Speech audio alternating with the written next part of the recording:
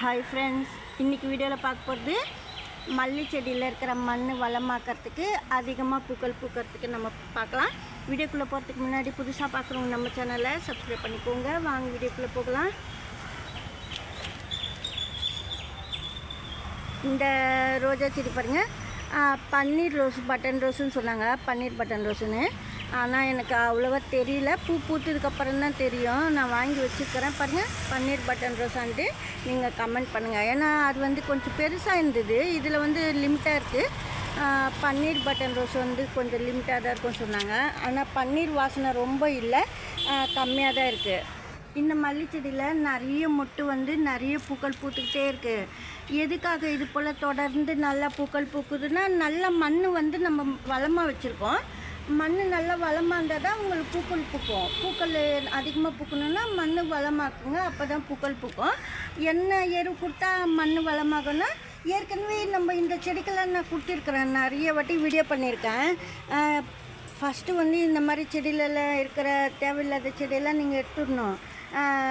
லிமிட்டாக வச்சுருந்தாலும் சரி, பெரிய தொட்டி இருந்தாலும் சரி, நீங்கள் பக்கத்தில் எந்த செடி இல்லாமல் நம்ம கரெக்டாக ஒரே செடி மட்டும் வச்சுக்கணும். மல்லி செடி அதாவது ஒரே செடினா பாருங்கள், இது வந்து பக்கத்துலலாம் எழும்பி வரும் பாருங்க, அந்த கிளைங்க பிரான்ச்சஸ் இதெல்லாம் நிறைய வரும். இது போல் நம்மளுக்கு கொஞ்சம் நாள் ஆயிடுச்சுன்னா மல்லி தொட்டியில், அதுக்காக சொல்கிறேன் நான்.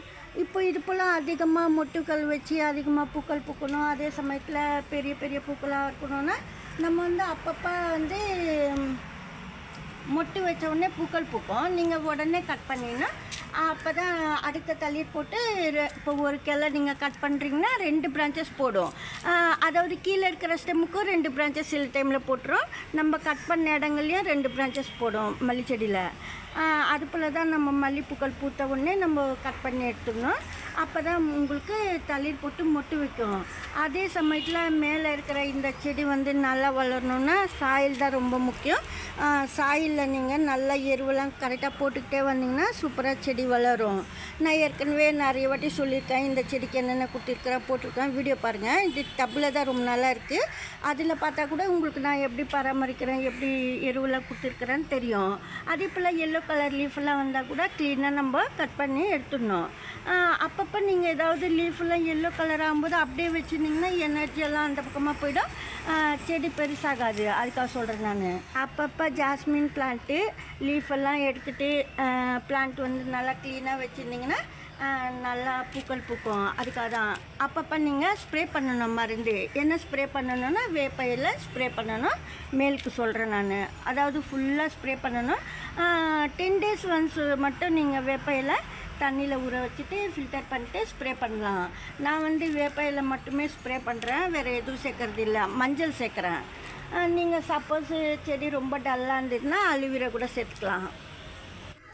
இப்போ நான் வந்து இருவாச்சி மல்லிக்கு தான் லிக்விட் ஃபெர்டிலைசர் ஊற்ற போகிறேன். மண் எப்படி வளமாக்குறதுன்னா, நான் இப்போ செஞ்சப்பெல்லாம் நீங்கள் செஞ்சீங்கன்னா கண்டிப்பாக பிளான்ட்டு நல்லா வளரும் மல்லி செடி. பாருங்கள், இது வந்து rice water. Suppose rice water இல்லை பருப்பு கழுவுன தண்ணி இதெல்லாம் இருந்ததுன்னா மோர் அது போல் ஏதாவது ஒன்று எடுத்துக்கிட்டு பாருங்கள், கொஞ்சமாக மண் வந்து பழைய மண் கொஞ்சமாக ஒரு பிடி அளவுக்கு சேர்க்கணும். செம்மண் சேர்த்துட்டு அரிசி கவுன தண்ணிலையும் மோர்லேயும் நீங்கள் சேர்த்துட்டு அதாவது நைட்டே வச்சிடணும். நான் இப்போ அப்பத்துக்கு உங்களுக்கு செஞ்சு காமிக்கிறேன். இது போல் வந்து செம்மண்ணோ இல்லை பூமி மண்ணோ நீங்கள் நல்லா எடுத்து இது போல் ரைஸ் வாட்டரில் ஒரு பிடி அளவுக்கு சாயில் போட்டு நல்லா ஊற வச்சிடணும் நைட்டு ஃபுல்லாக. அதுக்கப்புறமா வந்து கொஞ்சமாக வந்து நாட்டு சர்க்கரை சேர்க்கணும். பாருங்கள், இது வந்து நாட்டு சர்க்கரை வந்து கொஞ்சமாக சேர்க்கும்போது அந்த மண்ணில் வந்து நுண்ணுயிர் பெருகி வரும். அதுக்காக சொல்கிறேன். ஒரு நைட்டோ இல்லை 2 days வச்சுருந்து 3ஆவது நாள் வந்து 3rd day வந்து நீங்கள் கொடுத்துடலாம் மல்லி செடிக்கு. இப்போ மண், நாட்டு சர்க்கரை, ரைஸ் வாட்டரு இல்லை மண், மோர் அது போல் சேர்த்துக்கலாம். மண் எதுக்குன்னா நுண்ணுயிர் பெருகி வரும். நம்ம இன்னும் வந்து நாட்டு சர்க்கரை சேர்க்கும்போது அதிகமாக வரும். அதுக்காக இது போல் நான் செஞ்சு காமிக்கிறேன். பாருங்கள், இது போல் வந்து நீங்கள் செஞ்சு ஊற்றும்போது மல்லி செடி வந்து மண் நல்லா வளமாக்கும். ஏற்கனவே பாருங்கள், இந்த சின்ன பிரான்ச்சஸ் வந்து சாமந்தி வந்து நான் வச்சுருந்தேன். இது வந்து சின்ன பிரான்ச்சஸ் தான் பாருங்கள். அது வந்து மண் நல்லா இருக்கிறதுனால டக்குன்னு வேர் பிடிச்சிட்டு நல்லா வளருது. அதுக்காக சொல்கிறேன் நான்.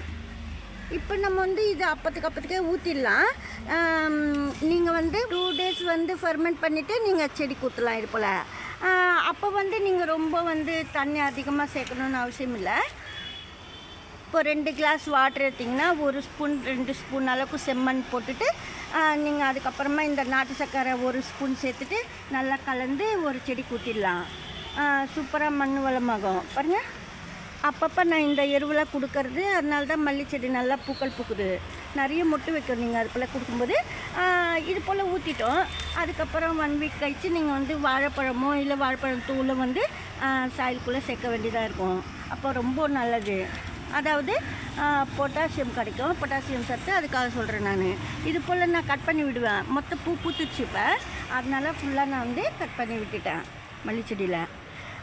நிறைய முட்டு வைக்க இது போல் கொடுக்கும்போது நீங்கள் வந்து வாழைப்பழம் தூள் நல்லா காய வச்சுட்டு கூட சாய்க்குள்ளே 1 ஸ்பூன் போடலாம். ரெயின் லில்லி பூத்துச்சு பாருங்கள். ரெயின் லில்லி 2 முட்டு இருக்குதுன்னு சொன்னேன் நேற்று வீடியோவில். பாருங்கள் அழகாக பூத்துச்சு. நேற்று இது பூத்துது, இன்றைக்கி இந்த 2 பூ பூத்துது. இது பாருங்கள், இது வந்து ஆரஞ்சு எல்லோ மாதிரி சேர்ந்து இருக்குது. சூப்பராக இருக்குது பாருங்கள்.